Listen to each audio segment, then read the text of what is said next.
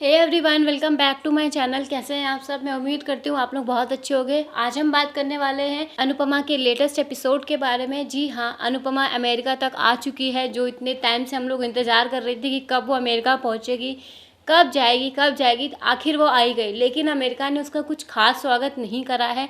क्या होगा आज के आने वाले एपिसोड में, जानने के लिए मेरी वीडियो के अंत तक बने रहो। और अगर आपको वीडियो पसंद आ रही है तो बिना लाइक किए मत जाना, और चैनल पे पहली बार विजिट कर रहे हो तो सब्सक्राइब का बटन ज़रूर दबा देना। हमें पता है कि ना अनुपमा के पास पैसे हैं, ना कुछ खाने को है, कुछ भी नहीं है उसके पास। तो वो डांस करके थोड़ा बहुत पैसा कमा लेती है और उसी पैसे से उसी इंडियन रेस्टोरेंट में जाके खाने की कोशिश करती है। लेकिन वहाँ पे जितने पैसे उसके पास होते हैं, उन पैसों से सिर्फ उसे एक बोतल पानी ही मिल पाता है, और वो पूरी की पूरी बोतल पी जाती। लगभग वो 2 लीटर की बोतल होती है और वो सारा पानी एक बार में पी जाती है। वेट्रेस देख के ये शॉक है कि इसको कितनी प्यास लगी हुई थी। अब उसके पास सिर्फ $1 बचा हुआ है।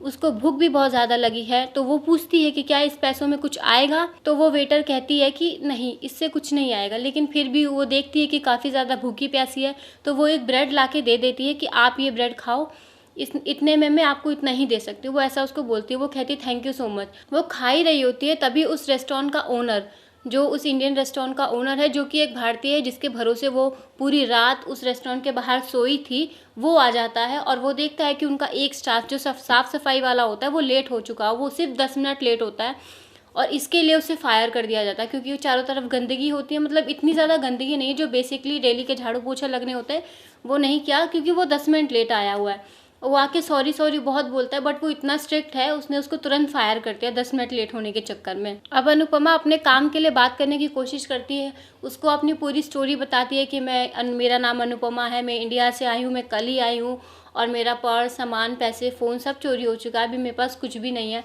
तो वो उसको कहता है कि भीख मांगनी है तो कहीं और जाके मांगो ना, या इंडिया में मांगते। तो वो कहती है कि भारत से परदेश कोई भी भारतीय सिर्फ इसलिए नहीं आता कि वो भीख मांगे। जैसे आप यहाँ पे आए थे $12 लेकर कुछ करने के लिए, अपने सपने पूरे करने के लिए, उसी तरीके से मैं भी आई हूँ। तो वो पूछता है तुमको कैसे पता। फिर वहाँ पे जहाँ वो अनुपमा सोई हुई होती है, वहाँ पे रेस्टोरेंट के ओनर की जो हिस्ट्री होती है, मतलब वो कैसे आया, कुछ कैसे उसने इस बिज़नेस को सक्सेसफुल बनाया, वो सारी लिखा होता है। वो सब कुछ उसने पढ़ लिया। वो अपनी डिटेल सारी बता देती है। तो रेस्टोरेंट का ओनर एक बार उसको मौका देने का सोचता है कि उसको एक बार तो मौका दिया जाना चाहिए। तो उसको कहता है कि जिसे अभी मैंने फायर किया है, उसका सारा काम आज तुम करोगी। अगर तुम्हारा काम पसंद आया तो तुम्हारी यहाँ नौकरी पक्की। वो उसको काम करने के लिए बोल देता है। अब वो इतना खुश है कि चलो शुरुआत तो हुई कम से कम कहीं ना कहीं से।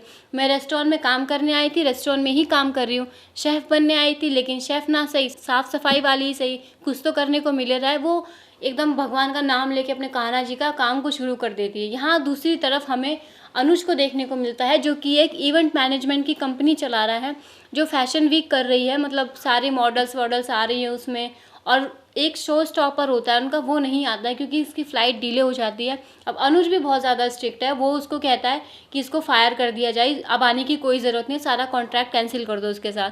और वो शो स्टॉपर खुद ही बन जाता है, मतलब कि रैंप वॉक वो खुद करता है मॉडल्स के साथ अपने, और अपनी टीम को, अपनी मॉडल्स को, जो भी उसके साथ काम करते हैं, को वर्कर्स, सबका धन्यवाद भी करता है। और ये प्रोग्राम लाइव चल रहा होता है सारी टीवी पे। जिस टाइम ये सब कुछ हो रहा है, वो सब कुछ लाइव ऑल टीवी पे दिखाया जा रहा है। इसी शो में हमें देखने को मिलता है जो छोटी अनु है वो बड़ी हो चुकी है, और बड़ी अनु का कैरेक्टर निभा रही है औरा भटनागर उर्फ बॉन्दिता, जो अपने शो बैरिस्टर बाबू से बहुत ज़्यादा पॉपुलर हुई थी। अब उसका नाम अनु से बदल के आराध्या कर दिया गया है। अब देखने को ये मिलेगा कि उसका नाम क्यों चेंज किया। क्या छोटी अनु जो है, जो कि अब आराध्या बन चुकी है, क्या वो अभी भी अपनी माँ अनुपमा से नफरत करती है, या उसकी मेंटालिटी थोड़ी बड़ी हुई है तो समझदार हुई या नहीं हुई।